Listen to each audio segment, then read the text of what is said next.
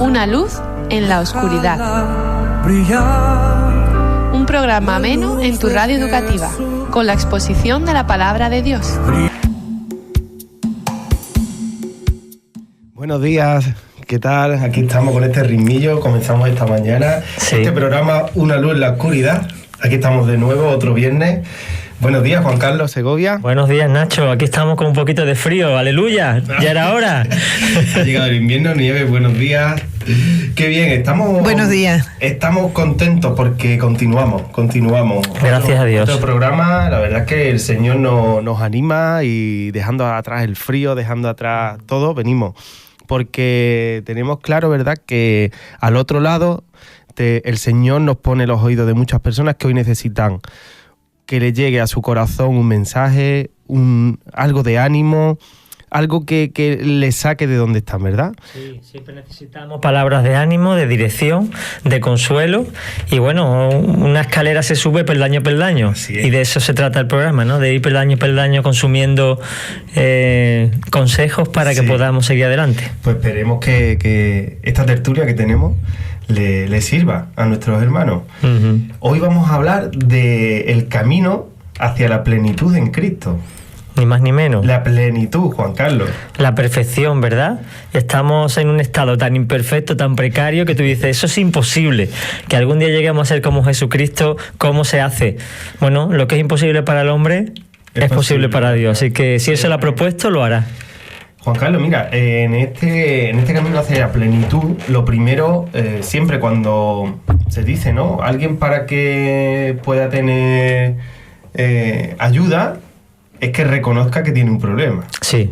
Es necesario. Ese es el gran problema de los problemas, el no reconocer que tenemos un problema, ¿verdad? O como dice otro, lo importante es que lo importante siga siendo lo importante. Valga la repugnancia. Exacto. Así es. Pues el problema esencial creo que reside en hacernos una lista de los síntomas, como hemos hablado en otros programas, de los síntomas que reunimos. Cada uno pues tendrá, no sé, una lista diferente, unos grandes, otros pequeñas, pero seguro que todos podemos apuntar algo, ¿no? Y bueno, en este camino hacia la plenitud aparece una palabra que no es equivalente, pero sí muy significativa, que es la madurez. Sí. La madurez, un camino hacia la madurez. Sí. Normalmente y erróneamente asimilamos madurez con vejez. Hay personas mayores que son muy maduras y personas jóvenes que son maduras para su edad. No es lo normal. Lo normal no es, pero no es sinónimo, y la experiencia, que es un grado muy importante que hoy día se obvia demasiado y se apela excesivamente a las capacidades y a la formación, la experiencia es importantísima para tener sabiduría y serenidad a la hora de la toma de decisiones. Pues hoy día no se contempla la madurez desde el mismo punto que la Biblia. Hoy vamos a ver en qué consiste la madurez en una persona, y que nos hagamos hoy vamos a hacer una analítica, vale, a ver dónde estamos nosotros, porque todos tenemos muchos grados de inmadurez. Ay, me encanta, muy bien. Pues mira, voy a empezar yo el test y te voy a pedir a ti y a los que nos oyen que bueno, desde allí no me pueden decir sí o no, pero yo les voy a dar una lista de síntomas de lo que desde la psicología se indica que una persona es inmadura, y tú me comentas qué te parece, si lo he acertado o no. Vale. Vale, mira, hay muchas características, ¿vale? No obstante, hay algunas que son más significativas, entre las que se encuentran las siguientes. 1. No se conoce bien a sí mismo, es decir, no sabe cuáles son sus virtudes, sus defectos o los límites a lo que es capaz de llegar. Bueno, hay algo que me gustaría decir, porque en todo test hay unos parámetros. Te dicen no escribas con mayúsculas, a no sé qué. Bueno, ¿cómo saber si estamos cerca o lejos? Sí. Bueno, pues depende de dónde esté el final del camino. ¿Cuál es el final, entonces? Entonces, si no tenemos clara la meta, ¿cómo valoramos la madurez que tiene una persona? ¿Quién pone el límite ¿Y quién decide? Entonces el hombre divaga poniendo límites. Unos dicen que hasta aquí, otros dicen que hasta allá. Pero ¿qué dice la Biblia al respecto? ¿Cuál es la madurez plena y perfecta.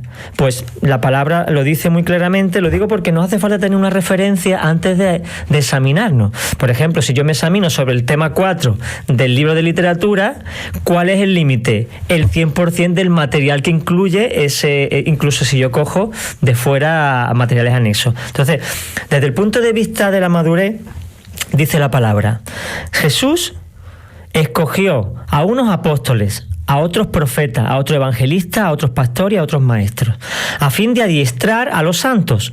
Santos son aquellos que han entregado su vida al Señor y que han sido limpiados por Jesucristo, para la obra del servicio, del ministerio, para la edificación del cuerpo de Cristo. Sabemos que el cuerpo de Cristo es la iglesia y que Cristo es la cabeza.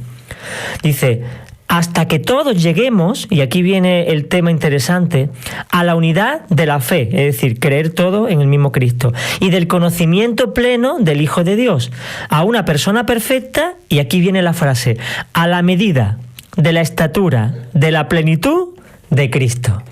O sea, que el límite es tener la madurez de Cristo. El que conoce a Cristo y lee la Escritura y ve cómo respondió a las expectativas que el Padre le demandaba, cómo respondió a las agresiones de los demás, tú dices, insuperable. La madurez de Cristo es insuperable. Bueno, pues ese es nuestro límite. Y en ese límite nos vamos a reflejar para ver en qué estado estamos. O sea, vamos a estar toda la vida. Toda la vida. Llegar. Esto es un proceso, ¿verdad? No es un proceso frustrante.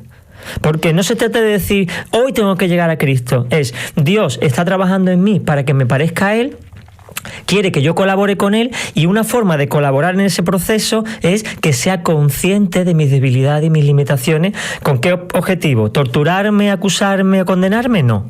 Tomar medidas para cambiar esa pauta, esas tendencias, y de nuevo dirigirme hacia esa plenitud a la que Cristo nos llama. Vale.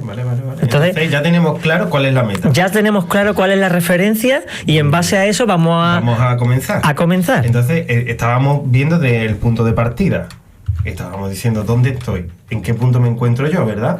Tenemos que reconocer el problema para poder comenzar a cambiar. Eso es. Hay otro punto que también hace falta tenerlo como pilar de referencia antes de evaluarnos, y que es necesario que tengamos en cuenta. ¿Qué es lo que hoy se estima en gran medida? La capacidad intelectual, social, ¿verdad? Las inteligencias múltiples, la capacidad emocional, inteligencia emocional, espacial, en fin. Recursos, capacidades. El problema es que hacemos un sobreénfasis en esto, pero dejamos de lado el carácter, que es donde radica la madurez. Entonces, como es muy difícil catalogar la madurez, las empresas reclaman grandes capacidades. Haces un test, este tiene un coeficiente intelectual impresionante, adelante. Este ejecuta sobresalientemente las acciones con maestría a la hora de un proyecto, adelante. Pero, ¿y su casa cómo está? ¿Y su mujer? ¿Está contenta con su marido o viceversa? ¿Sus hijos están contentos con ese padre o esa madre? ¿Hay paz en su ambiente? ¿Transmite a los compañeros de trabajo tranquilidad, sosiego? ¿O es un atacado histérico que lo único que busca es objetivo? Quería hacer ese énfasis porque tenemos que cambiar las pautas, la visión que tenemos de la madurez. La madurez no es estar en un puesto y ejecutarlo bien porque soy una persona con recursos. La madurez es mucho más, involucra muchas más áreas de nuestra vida, y en eso es lo que ahora sí vamos a entrar a trabajar para determinarla, ¿vale? Desde ese punto de vista que tú nos estás dando, que no es esa consecución de logros, ¿no? Para... Ni mucho laboral, menos. Ni muchísimo menos. Ni mucho menos. Es algo más interior. Claro, de hecho hay muchos hombres y mujeres exitosos laboralmente y fracasados personalmente. No le funciona nada en su vida, pero ante la sociedad son brillantes y dignos de imitar.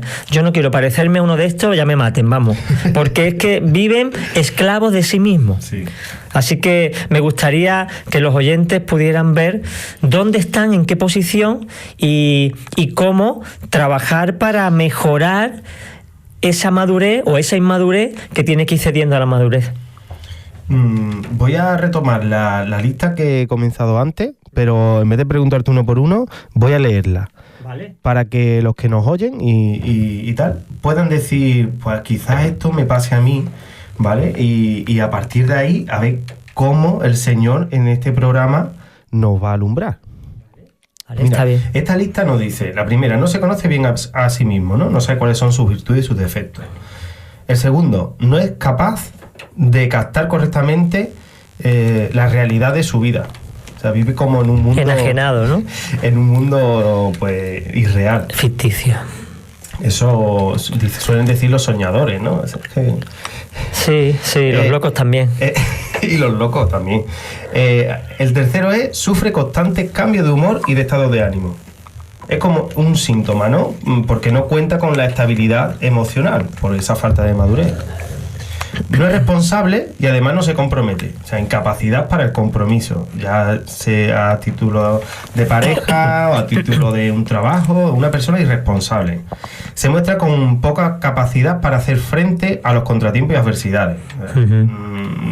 Cuando se presenta algo que no controla, casi se asusta y sale corriendo, ¿no? Me está describiendo a mí, Nacho, hijo. Obvio. ¿Sigo? Sigue, por favor. Termina de hundirme. Sigo. Va improvisando en su vida porque no tiene un proyecto de futuro. Es mal perdedor. No cuenta con la madurez afectiva, que es lo que hemos dicho antes. No vive una relación, esto en cuanto a la pareja, no vive una relación de pareja de una manera desinteresada, en la que se preocupe más por la otra persona que por sí misma. Presenta dificultades para poder argumentar una postura o razonar los hechos a los que hace frente. Ya está, creo lo que creo porque sí. Y así es. Y punto. Y punto. Suena madre, ¿no? Bueno, sí, madre inmadura, que también las habrá. Sí. Y el último dice, no es capaz de tolerar convenientemente lo que son las frustraciones. O sea, el BTF, la baja tolerancia a la frustración, ¿no? Sí. Pues esta es la lista. La verdad es que sí, que interesante. Aunque una lista hecha por psicólogos, esto es bíblico. Es bíblico. Quiero hacer digamos, un punto y aparte. Antes dije y los locos. Sí. ¿Vale? No me refería a las personas que tienen problemas mentales, ¿vale? Personas que tienen algún desequilibrio, que están en tratamiento psiquiátrico, que son respetables. Me refiero a los locos insensatos que viven la vida a lo bestia, pensando que nunca va a pasar nada. El insensato al que me refería, ¿vale? Porque puede haber alguna persona que pueda tener algún tipo de trastorno, y lo mismo puede ser en la cabeza que puede ser en el pie o en el riñón, en el hígado, ¿no? Sí. Entonces no estoy hablando de estas personas que son dignas de todo el respeto y que Dios ama muchísimo. Bueno, para el mundo somos unos locos. Bendita locura, ¿no? Sí, cierto, o sea, cierto. La palabra loco... Sí, es muy genérica. Muy recurrente. Sí. Bueno, pues mira, según el tema que el Señor nos ha puesto en el corazón, hemos puesto 6 pautas bíblicas que indican de que una persona tiene grandes grados de inmadurez. Como hemos dicho, no hay alguien 100% inmaduro, ni hay alguien 100% maduro excepto Cristo. Y los que han partido con el Señor, que ya han sido tratados y han sido transformados a la imagen de Cristo. Pero los que estamos aquí, los que estamos en vida, tenemos unos grados en función de nuestra forma de ver el mundo. En la primera pauta, la primera referencia tiene que ver con algo que comenté el otro día, y es un ejemplo, una anécdota de un hombre que va a visitar a un familiar suyo, un psiquiátrico. Y cuando llega allí, pues se encuentra personas que están ingresadas y bueno, pues se pone a hablar con ella, tú sabes, en el camino. Hola, ¿cómo estás? Bien. Y empieza a hablar con ella, y el hombre se queda sorprendido de ver la elocuencia y la coherencia en sus expresiones y en su forma de hablar. Total, que cuando llega el médico para preguntarle sobre su familiar, le dice, perdone, ¿estas personas que están ahí en el jardín andando, esos son ingresados? Sí, son enfermos del hospital. ¿Por qué? Dice, es que me ha sorprendido la tranquilidad y la elocuencia con la que hablan, la serenidad y la cordura. Y el médico, sonriendo, le hacía una pregunta. Dice, ¿y de qué han hablado ustedes? Dice, pues de ellos mismos, de sus maluras, de cómo se encuentran, de su vida. Dice, en eso consiste la demencia. En hablar, en ver, en vivir, en sentir alrededor de uno mismo, constante y totalmente, sin empatía hacia los demás. Total, en palabras, egocentrismo. Pues el egocentrismo es una de las características que definen que definen a una persona inmadura, es decir, alguien que siempre está pensando en sí mismo. Entonces, una de las cosas que hacen las personas egocéntricas es que siempre están pensando en recibir. Siempre están pensando en que se les debe algo. O sea, es como lo tuyo para mí, lo mío también, ¿no? Exacto. Bueno, realmente los niños funcionan así. Quiero lo tuyo, pero cuando el otro viene a pedirme la bici que no la estoy usando, me subo encima. Es curioso porque en psicología una de las primeras etapas de los niños se llama etapa egocéntrica. Sí. Es como que algunos puede que no la superen, ¿no? Claro, porque al no haber un proceso, al estar dañado, al haber vivido vidas difíciles o mil cosas, ese egocentrismo está muy arraigado y emocionalmente no han crecido, siguen siendo niños, en el que todo lo quieren, ¿no? No me estoy hablando de avaricia. Estoy hablando de que, también es avaricia en cierto modo, pero es yo soy el Dios de mi vida, yo soy el centro. Todos tenemos un problema con esto, ¿vale? Otra de las características de la persona egocéntrica es que se cree en el derecho de recibir. Es que no me han dado lo que yo he pedido. ¿Y por qué se te va a dar? Porque yo lo quiero, claro, como el anuncio, porque yo lo valgo, ¿no? Pero es que eso no es, en definitiva, un argumento para reclamar. Mira, dice la palabra que todo lo que tenemos es un préstamo y que nos ha sido dado gratuitamente y que nosotros tenemos que conservarlo, pero no apropiarnos de ello. La persona egocéntrica se cree en propiedad de todo lo que tiene en su mano. Y es que nada es nuestro, de hecho moriremos y el cuerpo se quedará aquí y la ropa y la casa y el dinero. Entonces, esta forma de vivir es muy triste. Muy triste. Y no estamos hablando de esto para condenar a nadie, sino para que las personas nos demos cuenta de que tenemos que salir de esa espiral, ¿no? Dice el Señor en la Biblia que somos siervos inútiles y que solo hacemos lo que tenemos que hacer. Es decir, Dios nos demanda que prediquemos el Evangelio, que amemos a los demás, que hagamos el bien. Pero si alguien se cree que eso le supone un derecho de recibir una palmada en la espalda y decir, qué bien lo estás haciendo, es que eres bueno, es que tú vales, está equivocado. O otros que también, como he escuchado, me dicen, menos mal que esta iglesia tiene la suerte de que yo esté aquí. No vea, anda que no tenéis suerte, vaya. Qué fuerte. Lo que es esa visión, el egocéntrico, la persona egocéntrica, en la iglesia, en el trabajo, en su casa, se cree en el derecho de recibir aplausos, de recibir premios, de recibir recompensa, y lo hacemos porque tenemos que hacerlo, tenemos que amar a nuestras esposas, a nuestros esposos, a nuestros hijos, a nuestro prójimo, a Dios sobre todas las cosas, y no estamos haciendo nada especial, sino lo que tenemos que hacer para lo que hemos sido creados. Entonces, aunque alguien te dé una palmada o te dé las gracias, tú las recibes, pero no las reclamas. Ni la anhela. ¿Por qué? Porque no lo merecemos. Pero el egocéntrico sí se cree en el derecho de que se le debe mucho. Se le debe mucho y no es verdad. Y cuando hablábamos de que siempre está pensando en recibir, dice la Biblia algo muy bonito. Mucho más feliz es el que da que el que recibe.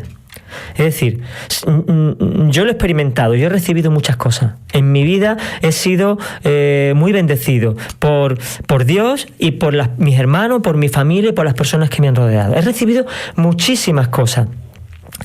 Y estoy muy agradecido a Dios y a mis compañeros y a mis prójimos. Pero siempre he sido más feliz cuando he dado a alguien que lo necesitaba que cuando lo he recibido. Siempre. Es una plena satisfacción que no se puede describir. Es una satisfacción. Es una satisfacción. En realidad, lo que nos llena es vaciarnos para dar. Porque es que el Señor te vuelve a llenar otra vez. Claro, ahora si tú lo haces para recibir recompensa, volvemos al egocentrismo. Yo doy, pero estoy esperando que el Señor me recompense el doble de lo que doy. Egocentrismo. Tú das porque de gracia te ha sido dado. Y algunos dicen, es que yo he trabajado y el dinero me lo he ganado con el sudor de mi frente.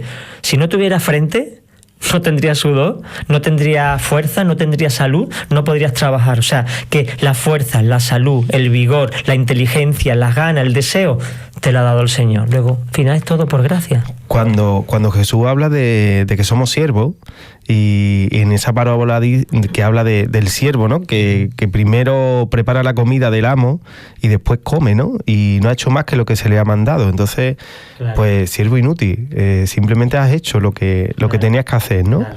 Y además, el egocéntrico normalmente no toma la iniciativa a la hora de bendecir a otro. Da, pero primero recibe. O sea, lo hace como compensación. Primero yo. Y si estoy satisfecho, entonces es como cuando tenemos que hacer un regalo y decimos, pues sí hay que comprárselo porque es que nos hizo un regalo en el cumpleaños. Eso se llama egocentrismo y compromiso. Ahora, si no te hubieran regalado, ¿le harías el regalo? Probablemente no. O sea, aparte de ser hipocresía, ¿no? Porque la sociedad somos muy hipócritas.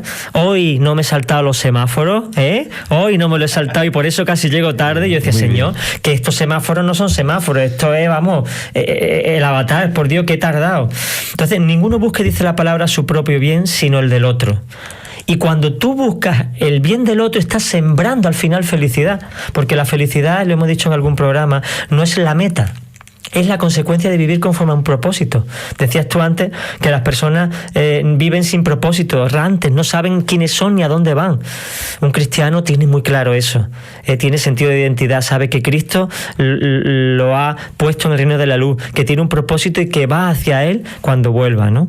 Así que el egocentrismo, muy importante. Examina qué hay en tu mente, qué es lo que piensas en ti y yo, y hay que ver lo que han hecho conmigo, y yo lo que quiero ver esta película y por qué tengo que ver esa.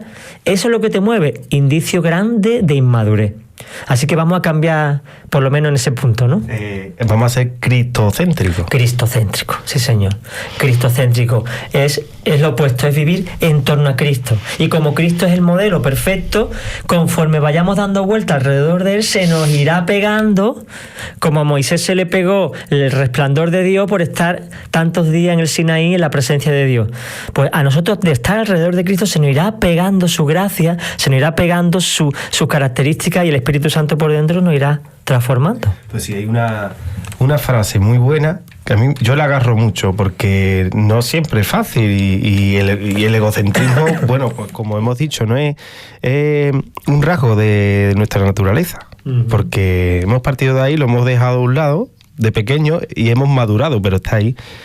Y hay que tener en cuenta que cuando perdemos nosotros, tiene que ser para que gane Cristo. Tenemos que dejarnos perder en muchos momentos para que pueda ganar el Señor. Así vive el cristocéntrico, el que vive alrededor de Cristo. Piensa en cómo beneficiar al Señor, porque claro, si el Señor gana, tú ganas, porque estamos en el mismo equipo. Entonces, no es por interés ni conveniencia, es porque por amor a él y por amor al prójimo. Pero hay otro punto interesante, Nacho, que la persona inmadura siempre se está comparando a los demás.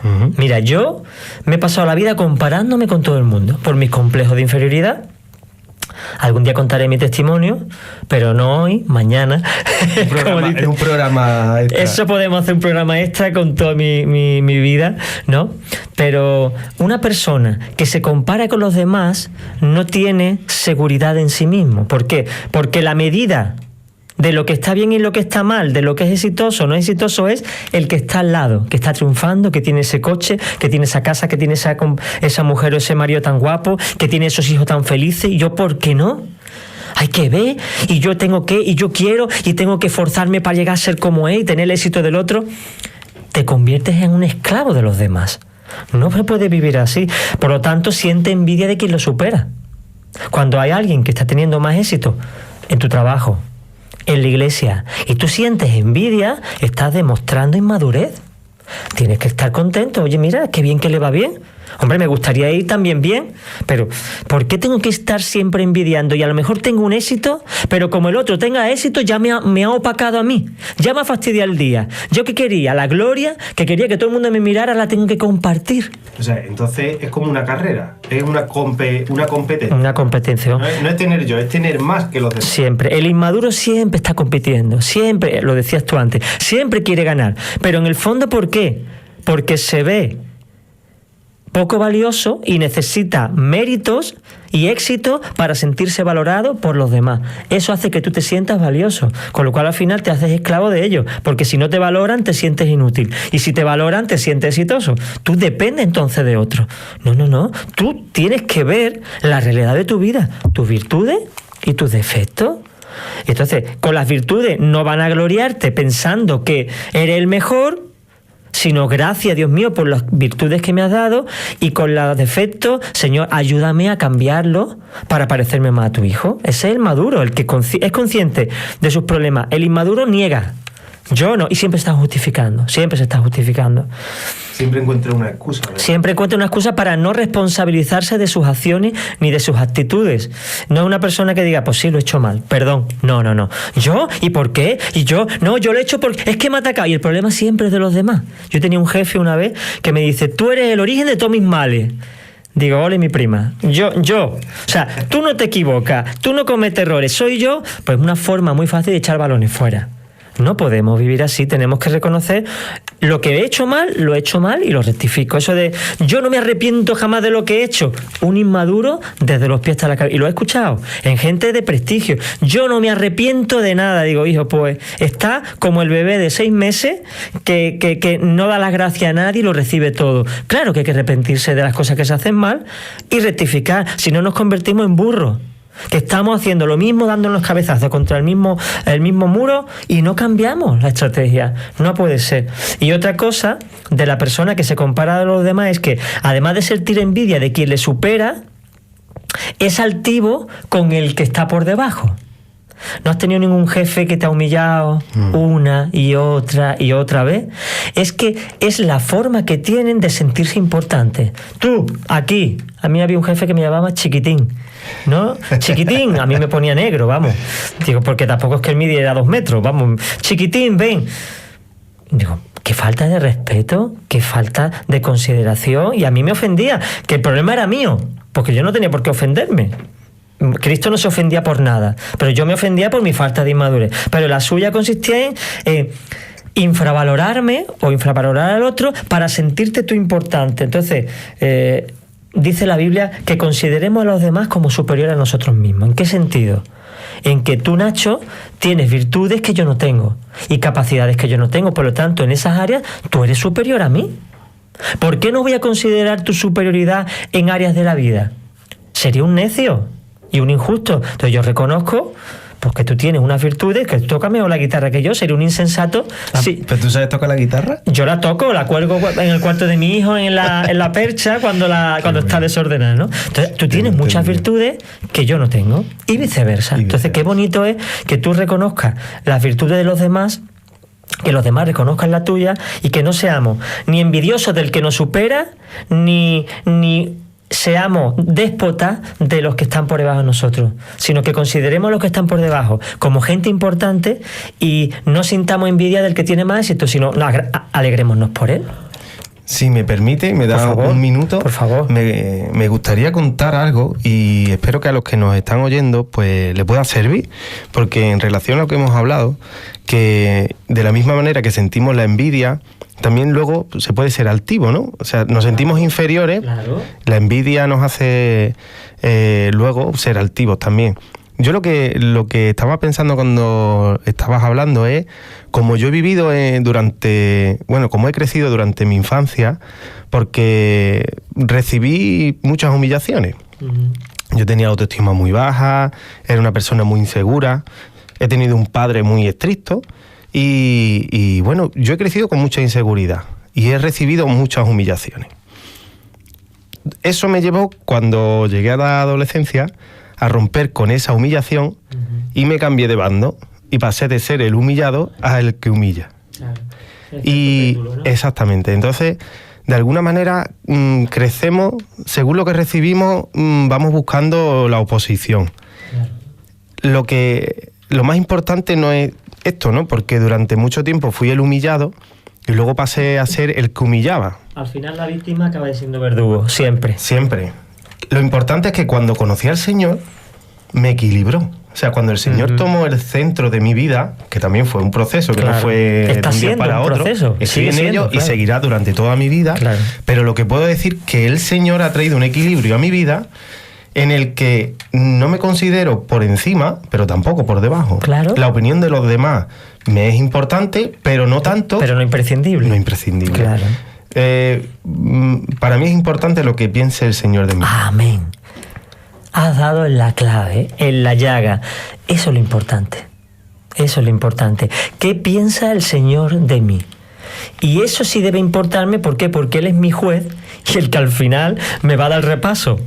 Eso es lo importante, vivir dependiendo de lo que Dios piense de ti. Y tú dices, pues eso es una vida amargada, porque entonces tienes que estar siempre...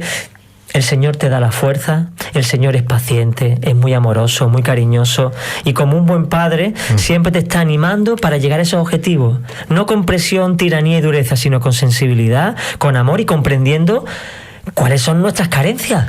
Y te da la paz para entender que el que se humilla, Él lo levanta. Amén. El Señor te transforma, el Señor te cambia, y luego es que vives agradecido. Es que tanto te da el Señor que el agradecimiento hace que todo, aunque cueste trabajo, pero lo hace sin que te sea una carga, ¿no? Claro, porque el agradecido ve la gracia que se le ha dado. El desagradecido no ve esa gracia. Piensa que como buen egocéntrico tengo lo que merezco porque me lo he ganado a pulso, ¿no? Pero el agradecido es consciente del privilegio que tiene y por eso da gracias a Dios y da gracias a los demás. Qué bonito, dice un refrán que es de bien nacido ser agradecido. Pues hoy le damos gracias al Señor porque todos estos síntomas que todos tenemos en algún momento de nuestra vida, en alguna etapa de nuestra vida, y que es un proceso que dura para siempre, sí, hasta que nos vamos de aquí, hoy el Señor nos está poniendo luz, ¿verdad, Juan Carlos? Nos está poniendo luz, y vuelvo a reiterar, no se trata de condenar, ¿no? Y decir, es que yo no valgo para nada. No. Tú vales para mucho. Eres muy valioso o valiosa. Solamente que te das cuenta ahora, quizás por primera vez, de lo que adolece, de tus carencias. Y Dios quiere revelarnos para que tomemos medidas, entre otras cosas, para decir, Señor, es verdad que soy muy egocéntrico o muy egocéntrica. Ayúdame a ser más cristocéntrico, a mirarte más a ti, a no pensar tanto en mí, a pensar más en los demás. Esa oración es legítima, a Dios le agrada y va a redundar en una mejor influencia y edificación en los que te rodean, porque vas a cambiar tus pautas, tus hábitos, tus pensamientos y Dios te va a colmar de sus bendiciones. Sí. Bueno, pues hemos hablado del egocentrismo, hemos hablado de el compararse con los demás, el sentir envidia o el humillar al que está por debajo de nosotros, pero hay un tercer síntoma, ¿vale? Que también es muy importante y me veo reflejado, y es que una persona inmadura quiere agradar a todos. Siempre está buscando agradar. ¿Por qué? Porque está esperando que al agradar a la otro reciba estima, reciba recompensa, reciba cariño, reciba afecto. Al final es una compra de amor. Quiere que lo acepten. Claro. Desesperadamente. Lo que no sabe es que Dios ya la aceptó. Dios ya te ha aceptado incondicionalmente y que nosotros tenemos siempre nuestra reserva a la hora de amar a las personas. Ahí el punto, Juan Carlos, importante es que cuando comprendemos que Dios nos acepta como somos, nos aceptamos. O sea, claro. Cuando tú te aceptas a ti mismo, cuando te miras en el espejo y te dices, mira, con esta barriga, con esta cara, con esta forma de ser, Dios me ama, yo ya no tengo que estar buscando en los demás que me aprueben, que me digan muy bien, claro, porque ya el Señor me lo ha dicho. Normalmente buscamos estas cosas porque en muchos casos tenemos carencia en nuestra infancia. Nos han abandonado emocionalmente, no hemos tenido un padre cercano y afectivo, o nos han sobreprotegido. Ya sabemos que tanto el abandono como la sobreprotección son abusos que se hacen a los niños. A uno les crea, a ambos les crean inseguridad, porque el que no ha tenido esa protección se siente abandonado y en indefensión, pero el que ha sido sobreprotegido se ve invalidado para hacer cualquier cosa porque siempre lo han hecho por ellos. Entonces, como tú decías antes, la persona equilibrada es la que está delante del Señor y Dios te quita ese temor para sobreproteger y te da ese amor para cuidar. Entonces volvemos al punto intermedio donde un bebé o un niño o un adolescente puede ser suficientemente atendido y satisfecho para que cuando sea un adulto no esté buscando la aceptación de los demás, que es lo que ocurre con adolescentes o jóvenes que se meten en pandillas, que se meten en malos ambientes, están buscando en lugares sórdidos lo que no encuentran en sus propias casas. Pertenecer a un grupo, que lo acepte un grupo. Claro, su padre era un alcohólico que pegaba a su madre o mil cosas y ahora encuentra un lugar, aunque deplorable en muchos casos, pero te están dando cariño, aceptación y afecto. Sí, tú dices, lo que sea, lo que haga falta. El problema es todo lo que hacen a cambio de ese cariño. Claro. Son capaces de... imitarlos en todo. Exactamente. Y autolesionarse incluso, de robar, de drogarse, o de meterse en mafia, o de liarla en cualquier lado, o de deshonrar a los padres porque ese grupo te lo está diciendo. Es un problema muy, muy serio que existe en nuestra sociedad. Los adolescentes... que carecen de identidad, que carecen de un hogar que le haya dado ese sustento, buscan en los grupos de amigos, y que puede ser ese grupo de amigos, si tiene suerte, pueden ser una pandilla buena, pero si le toca una pandilla que no es tan buena, puede terminar desviándose mucho. Y, claro. Y la solución es el Señor. Cuando el Señor es el centro, cuando el Señor está en la vida, ya no nuestra, sino de nuestros hijos, ellos van a crecer sabiendo que si hemos hecho algo mal, pues los padres nos equivocamos. De alguna manera ellos saben que igual que el Señor nos perdona, ellos también nos van a perdonar, y, claro. Y se establece una relación claro. de igual, ¿no? De hecho, es curioso.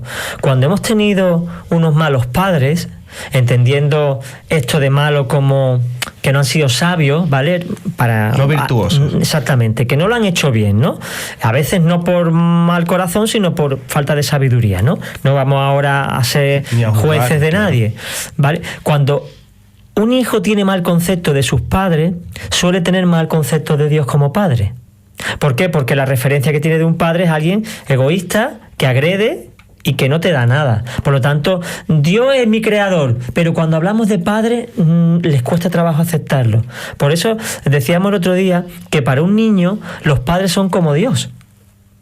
Y por eso cuando tus padres son adecuados, tienes más facilidad de ver a Dios tal cual es, el Padre de todos los que han aceptado a su Hijo Jesucristo, ¿vale? Y al Espíritu Santo, que es algo que no se dice, pero que yo cada vez lo tengo más claro, como la madre.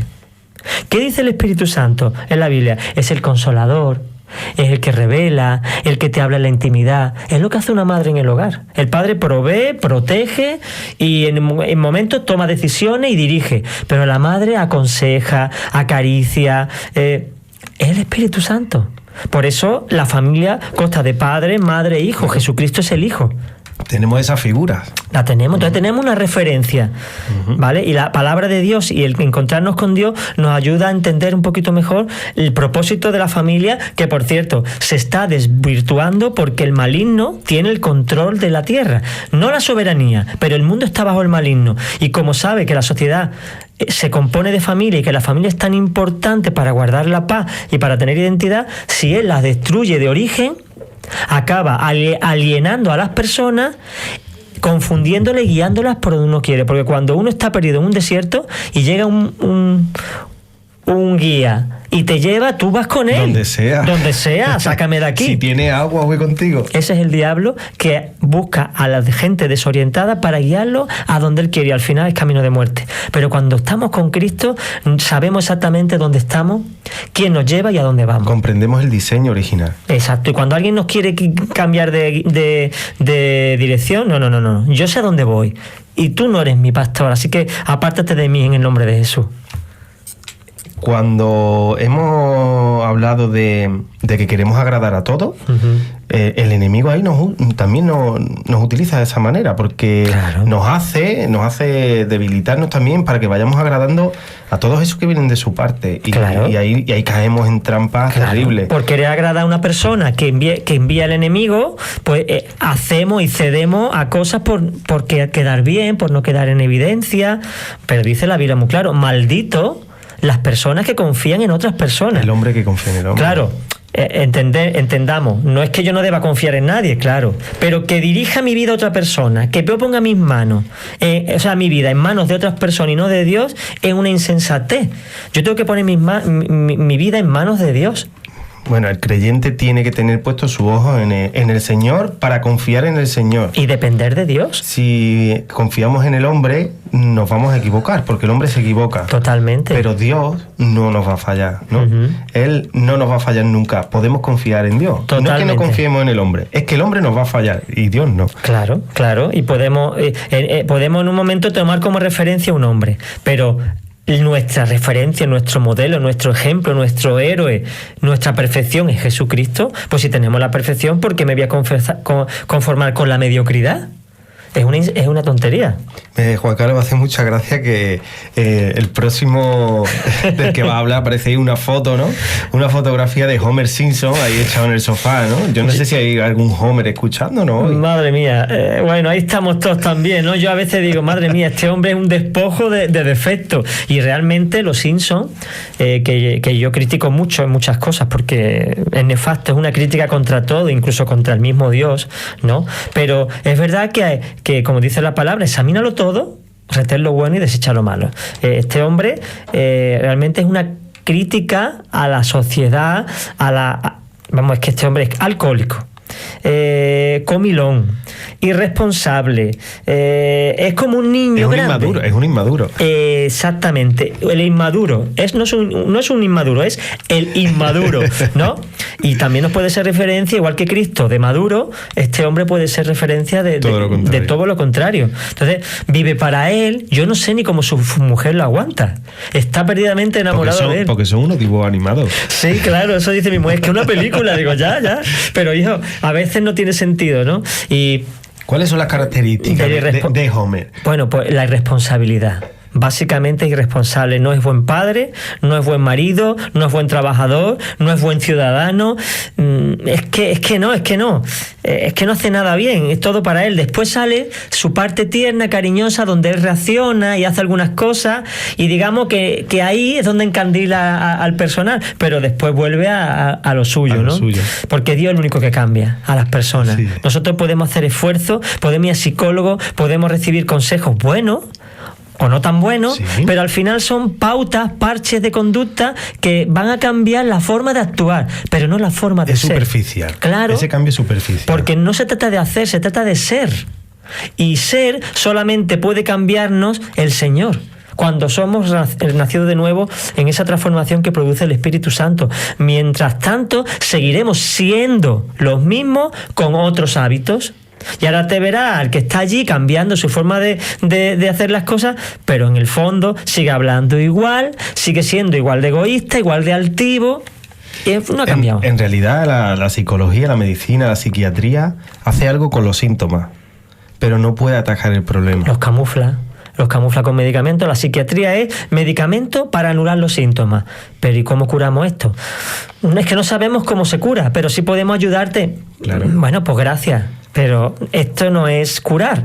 Esto es camuflar, no es como tener una herida y poner una tirita para no verla. Que no me duela, le pongo un antibiótico. No, un antibiótico no, le pongo un desinhibidor del dolor y un parche. Pero eso no me está curando la cicatriz, me la está agravando porque estoy, digamos, dejando de lado el origen del problema. El origen del problema de los que no conocen al Señor y van a un psicólogo es que no han comprendido que estamos formados por cuerpo, alma y espíritu. Y que hay algo dentro de ellos que está vacío, que está hueco y que necesitan llenar del Señor. Claro. El irresponsable siempre se excusa de sus errores. Siempre está excusándose. Siempre está diciendo que no, es que yo y tal. Oye, si me equivoco, lo acepto, rectifico y cambio. Y si me equivoco 3 veces lo mismo, pido de nuevo perdón, intento cambiar. El irresponsable o el inmaduro siempre está excusándose para no quedar mal y no reconocer. Y es que ha sido él. Y es que si no me presionara, y es que si... Hay que hacerse cargo de... Hay que hacerse cargo. Hacerse cargo de lo que uno ha hecho cuesta. Y siempre pospone sus decisiones. Siempre está posponiendo porque no se quiere arriesgar, porque implica esfuerzo. Y tenemos que... Otra señal de la persona inmadura es la inestabilidad.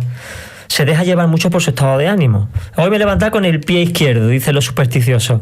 No veas tú el que le toque siempre el lado izquierdo de la cama. A ver, el lado izquierdo. Siempre se levanta con su pie izquierdo. Entonces, eso es una tontería. Había un hombre que iba a comprar el periódico todos los días. Y el kiosquero era de lo más antipático. Un tío que no lo respetaba, le daba, déjeme el periódico, le daba la moneda y el otro le tiraba el periódico a la cara, ni le saludaba. Y así un día y otro. Y una de las veces viene con el que compra el periódico un amigo, total, que de nuevo el mismo protocolo, llega, pide el periódico, el otro muy déspota lo trata y cuando se van le dice el amigo, ¿tú has visto a este tío? te ha tratado como la punta del pie, es que yo no vendría más. Vamos, es que yo no sé cómo tú no le contestas y le dices 3 cosas. Y entonces este hombre decía, mira, yo he decidido tener paz. Yo he decidido imitar a Cristo, yo he decidido ser manso y no voy a encadenarme a Él y a sus reacciones. Si Él me trata mal y yo lo trato mal, al final me estoy esclavizando de Él, porque estoy actuando en función de lo que otros hacen conmigo. Pero si yo tomo una decisión delante de Dios de imitar a Cristo y Él está conmigo para ayudarme, yo quiero imitar a Jesús y no hacerme esclavo, ni dejarme llevar por mi estado de ánimo o por lo que deseo. Y me mantengo constante, estable. ¿Y sabes lo que es? Que la gente se va a acercar a ti, porque va a confiar en ti y porque va a decir, ¿qué tienes tú? Le va a agradar. Claro, ¿qué tienes tú que no tiene otro? Y sabe, cuando nuestro testimonio nos avala, nuestras palabras, la gente nos escucha. Sí. Ahora, cuando tú estás hablando, eres el gallito, pero después ni acompaña tu vida, das mal testimonio, a la primera de cambio te enfadas, eres egoísta y estás demostrando inmadurez, pues mira, te puedes hartar de hablar hasta que el sol se vaya, pero te vas a quedar solo, nadie te va a escuchar. ¿Por qué? Porque has perdido la credibilidad. Ve a un banco sin aval, te dicen que te vayas por donde has venido. Pues eso te va a pasar cuando tú no muestres con tu vida credibilidad, porque eres una persona inestable, te dejas llevar por estado de ánimo, y claro, me dices, es que Dios es muy bueno, es que Dios te da una paz y ahora te peleas con el primero que pilla. Pues dice, entonces el otro dice, pero qué paz, y ni qué porra, si tú mismo me estás mostrando que no hay paz, que hay conflicto, que hay lucha. Es la inmadurez. Y Dios quiere que seamos conscientes de ello para que pidamos al Señor, sáname, Señor, ayúdame a ser estable, a ser constante, a mantenerme con un buen estado de ánimo. Y un día que esté enfadado, pues no hablo, me callo y oro al Señor, pero no da mal testimonio. Yo ahora te quiero preguntar, Juan Carlos, la consecuencia de ser egocéntrico, de compararse con los demás, de querer agradar a todos, de ser un irresponsable y un inestable. Bueno, que espero que nadie tenga todo esto, porque... Pues hijo, yo de todo tengo un poquito. Eso es, bueno, de todo tengo un poquito. Todos tenemos un poquito de todo, eso te iba a decir. Sí, sí. ¿Cuál es la consecuencia? Pues que no hay progreso, no hay crecimiento, no hay evolución. Seguimos siendo los mismos y la gente se cansa del que siempre es igual. Yo llevo relacionándome con personas mucho tiempo y entre corrillos se habla de fulanito, se habla de menganito. La crítica no es aceptable en ningún caso, ni debemos permitirla ni promoverla. Pero me di cuenta de que somos conscientes de la inmadurez que tenemos unos con otros. Y es curioso, somos conscientes de la inmadurez de los demás, pero no de la propia. Que eso que bien lo dijo el Señor, con la viga y la paja, ¿eh? Madre mía, tenemos un bigón en el ojo y queremos ver o pretender ver y sacar la paja del ojo ajeno. Y el Señor dice, muy bien, pero antes empieza por ti. Saca tu viga y cuando tú estés limpio tendrás realmente visión para ayudar. No sé, que al sacar la viga lo que le meta es un castañazo porque está ciego. Es increíble, porque estamos ya terminando el programa. Qué pena, de destacar la sabiduría de Dios para reflejar la condición del hombre, porque Jesús fue carpintero, no estudió psicología, ¿no? No estuvo en ninguna universidad. No. La sabiduría de Dios en Jesús para decirnos cómo somos y para llevarnos por el camino que tenemos que ir. Deja de juzgar, deja de mirar a los demás, mírate tú, pero no para ser egocéntrico, no para creerte tú el centro de recibirlo, sino para dar. Claro. Mírate tú para examinarte y mira a los demás para dar. Claro. Mira a Cristo, para completar tu idea, mira a Cristo y entonces Él te indicará cuándo y cómo y a quién tienes que dar y cuándo y cómo tienes que... renunciar a todas esas señales que indican que eres inmaduro. Aquí tengo un cuadro, un resumen breve de lo que hemos dicho. Características de la persona, del cristiano maduro, de la cristiana madura. Es generosa con las demás, no egocéntrica, sino generosa, es empática, se preocupa y es consciente de las necesidades de fuera. Busca agradar a Cristo y no a sí mismo ni a los otros, no se vuelve esclavo. Conoce sus virtudes para no menospreciarse y sus defectos para no envanecerse. Se responsabiliza de sus errores, cuando lo ha hecho mal y pide perdón. Domina sus pasiones porque el Señor le da esa fuerza y no se deja llevar por lo que en ese momento desea, sino por lo que es correcto, lo bueno y lo santo. Y es enseñable, es humilde. Bueno. Y recibe la corrección de los demás. Necesitamos el Espíritu Santo en nosotros para poder comenzar a ser imprescindible. Sí. Si no, al final caemos en religiones, en filosofías, en doctrinas, en cosmovisiones que le llaman. Tenemos nuestra propia religión, nuestro propio Dios a la carta. Eso no nos salva, eso no nos guía, eso no nos ayuda, eso simplemente adormece nuestra conciencia, pero nos tiene paralizados, no avanzamos, no progresamos. Y el que es egoísta seguirá siendo egoísta con 80 años. El que es orgulloso seguirá siendo orgulloso con 80 años. Y morirá con las botas puestas. Perdón, mejor dicho, me he equivocado de refrán, ¿no? dice genio y figura hasta la sepultura. Por desgracia, el que ha vivido inmaduramente morirá inmaduramente. Si no se acerca a Cristo, si no deja que Dios entre y que lo transforme, no habrá posibilidad de cambio. Tenemos que negarnos a nosotros mismos, tenemos que querer que Jesús reine en nuestra vida, que seamos cada vez más parte de lo que Dios hace en nosotros y menos de nosotros. Amén. Yo quiero que Nacho sea pequeñito y que el Señor sea grande en mi vida. Así decía Juan Bautista: es necesario que yo mengüe y que tú crezcas, Señor.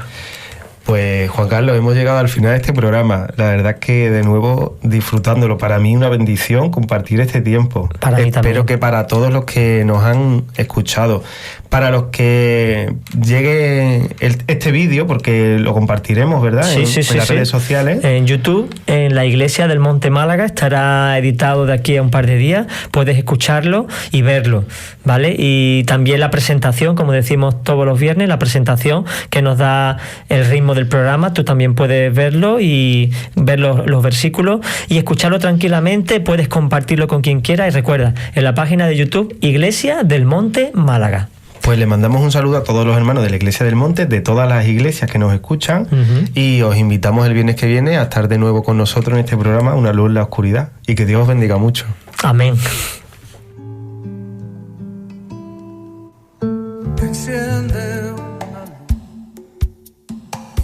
Enciende una luz. Una luz en la oscuridad. Un programa ameno en tu radio educativa, con la exposición de la palabra de Dios. Temas cotidianos y variados de nuestra propia vida. Marginación, divorcio, aborto, delincuencia. Ante tal necesidad. Tertulias con distintos invitados en vivo y en directo. Desde un punto de vista bíblico y cristocéntrico. Una luz en la oscuridad. Este ha sido un programa producido por Radio Amanecer. Descubre toda nuestra programación en radioamanecer.es.